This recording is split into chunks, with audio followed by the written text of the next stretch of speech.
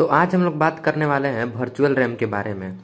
तो आप सभी को पता होगा कि अब जितने भी फोन्स आते हैं उसके डब्बे पे रैम को पहले तो रैम लिखा जाता है, उसके बाद एक्सटेंडेड रैम को भी लिखा जाता है।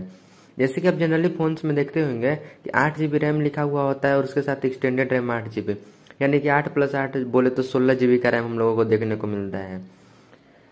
तो ये सब हमें कंपनियां कैसे बेवकूफ़ बना रही हैं, आज उसी के बारे में बात करने वाले हैं।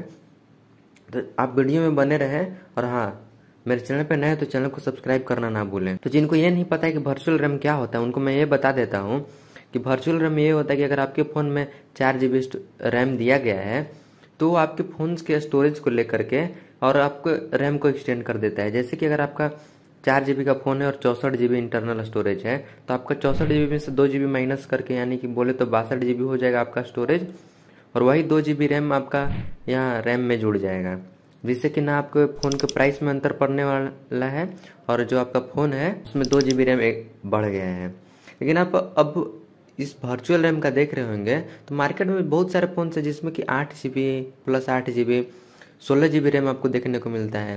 लेकिन मैं आपको बता दूं कि ये जो 16 GB है वो कभी भी 16 GB वाले ओरिजिनल फ़ोन जिस बिना रैम एक्सटेंड किए उसके टक्कर में कभी नहीं कर सकता है, क्योंकि उसमें 16 GB इंटरनल दिया हुआ है पहले से, और इसमें जो वर्चुअल रैम है वो उतना काम का नहीं होता है। जैसे कि मैं आपको एग्जांपल से समझाऊं तो जो वर्चुअल रैम होता है वो तभी काम करता है कि अगर आपका 8 GB का फ़ोन है और आपने रैम मतलब आपने इतना सारा ऐप खोल लिया है कि आपका 8 GB का 8 GB भर गया है, तो 9वां GB भरने के लिए तब वो यूज होता है वर्चुअल रैम।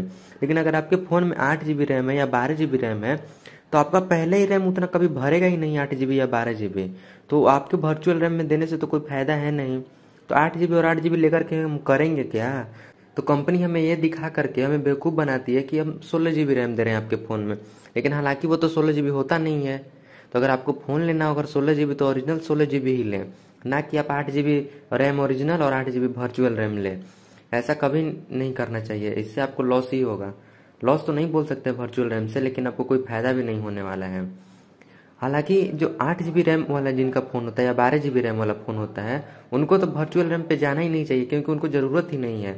जिनका फ़ोन 2 GB रैम या 4 GB रैम है उनको इस चीज़ का ज़रूरत है, क्योंकि अगर 2 GB रैम से अगर 4 GB रैम होता है तो बहुत फ़ायदा है। लेकिन हालांकि ये वर्क उतना नहीं करता है जितना कि आप उम्मीद कर रहे हो कि 2 GB रैम और 2 GB एक्सटेंड करके हम 4 GB भी करते हैं तो कभी भी 4 GB रैम वाले फ़ोन से कंपेयर में आएगा ही नहीं, वो उस कंपेयर लिस्ट में आने ही वाला नहीं है वो। और मैं ये बता दूं कि अगर आपका स्टोरेज भरा हुआ है फ़ोन का तो ऐसे भी आपका वर्चुअल रैम काम नहीं करेगा। यानी कि अगर आपका 64 GB स्टोरेज 64 GB का स्टोरेज है, 64 GB पूरा भरा हुआ है, तो आप उसमें से कैसे रैम को निकाल सकते हैं? अगर आपको कम से कम आपके फ़ोन में 10 GB तक खाली रहना चाहिए तभी आपका फ़ोन वर्चुअल रैम को सपोर्ट करेगा, नहीं तो नहीं करेगा। और इसका एक और डिसएडवांटेज है, अगर आपका फ़ोन 2 साल पुराना हो जाता है, आपने यूज कर लिया 2 साल आपका पुराना हो गया, तो वर्चुअल रैम आपका नाम मात्रा के काम करेगा, यानी कि काम ही नहीं करने वाला वर्चुअल रैम। वो सिर्फ फालतू में आपको फ़ोन में दिखेगा कि आपका रैम एक्सटेंड हो गया है इतना GB, लेकिन वो काम नहीं करेगा। और मैं एक और बात बता दूं कि आप कभी भी जब फ़ोन लें तो आप वर्चुअल रैम पे जाकर के ना लें, क्योंकि मैं बहुत लोगों को देखता हूं मार्केट में कि वो देखते हैं कि 8 GB रैम पहले से 8 GB वर्चुअल रैम है तो वो 16 GB सोच करके फ़ोन को ले लेते हैं।